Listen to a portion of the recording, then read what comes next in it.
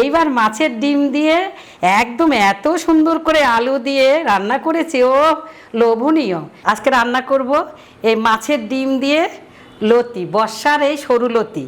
আমি কড়াই বসিয়ে তেল দিয়ে দিলাম, তেলের মধ্যে আমি রসুন দিয়ে দেব। এই যে এটার একটু রস ছেড়ে দিলে গন্ধটা বেরিয়ে গেলে রসুনের পেঁয়াজ দিয়ে দেবো। এবার পেঁয়াজটাকে দিয়ে দিচ্ছি,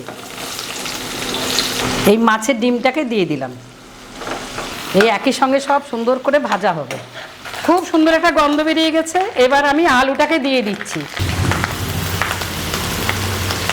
এবার আমি লবণ দিয়ে দেব। এবার একটু জিরা দিয়ে দেব, হাফ চামচ জিরা।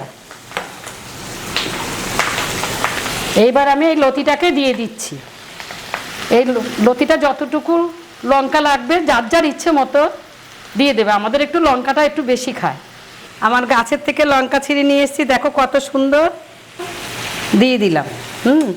দেখো এবার একটু টমেটো দিয়ে দিলাম, ধনেপাতাটা দিয়ে দিলাম। দেখো একটুখানি বেশ সুন্দর ভাজা ভাজা হয়ে গেছে, বেশ সুন্দর একটা গন্ধ বেরিয়ে গেছে। তোমরা দেখতে পাচ্ছ গন্ধ, তোমরা শুকতে পাচ্ছ বলো?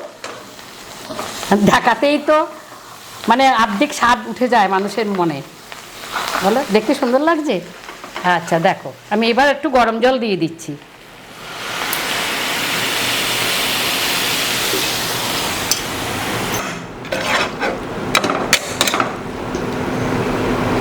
বন্ধুরা এবার 10 মিনিটের জন্য ঢেকে রাখলাম, ঠিক আছে?